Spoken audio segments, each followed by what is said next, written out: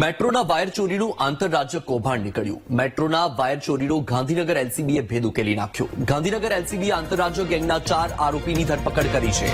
ગાંધીનગર અને અમદાવાદમાં મેટ્રોના કોપર વાયરની ચોરી થઈ હતી। આરોપીઓ મુસાફરોના વેશમાં ચોરી કરીને ફરાર થઈ જતા હતા। આરોપીઓએ મેટ્રોમાં 9 જેટલી ચોરી કરી હોવાનું પણ કબૂલ્યું છે। એલસીબીની ટીમે આરોપીની વધુ પૂછપરછ શરૂ કરી છે।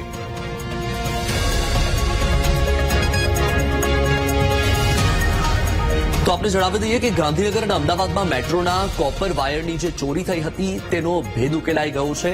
આંતરરાજ્ય ગેંગનો હાથ હોવાનું સામે આવ્યું છે। આંતરરાજ્ય ગેંગના 4 આરોપીની ગાંધીનગર એલસીબીએ ધરપકડ કરી લીધી છે। વધુ માહિતી મેળવીશું સંવાદદાતા અનિતા પટણી ફોનલાઈન પર છે। અનિતા, ગાંધીનગર અને અમદાવાદ મેટ્રોમાંથી જે કોપર વાયરની ચોરી થતી હતી તેમાં આંતરરાજ્ય ગેંગનો હાથ હોવાનું સામે આવ્યું છે। શું અપડેટ? દિવસો જે પ્રકારે મેટ્રોના સામાન્ય ચોરીનો જે ખાસ તો ગાંધીનગર પોલીસ દ્વારા હાલ આ રેકેટનો પર્દાફાશ કરવામાં આવ્યો છે। આજે આરોપીઓ જે છે તે મેટ્રોના જે કોપર વાયર અને તેની સામાનની ચોરી કરતા હતા। ખાસ તો ગાંધીનગર એલસીબીને બાતમી મળતા આંતરરાજ્ય ગેંગના 4 આરોપીઓની ધરપકડ કરવામાં આવી છે। તેમણે ગાંધીનગર અને અમદાવાદના જે મેટ્રો સ્ટેશન છે તેના વાયરો અને સામાનની ચોરી કરી હતી।